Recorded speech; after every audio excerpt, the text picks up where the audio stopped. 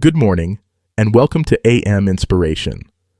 I'm Clyde Lee Dennis, and today's affirmation is a powerful reminder that your life, just as it is worthy of honor.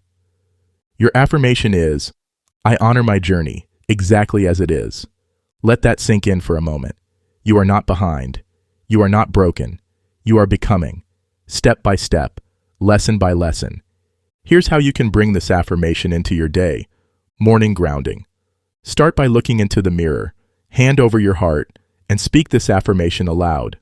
Acknowledge the road you've walked and the strength it's revealed in you. When you feel behind, if comparison creeps in or you feel like you should be further along, pause, repeat this affirmation, and return to the truth. Your path is unfolding perfectly, just for you. Evening reflection. Before bed, reflect on one moment in your journey that once felt hard, but now reveals how far you've come. That's progress. That's growth. That's something to honor.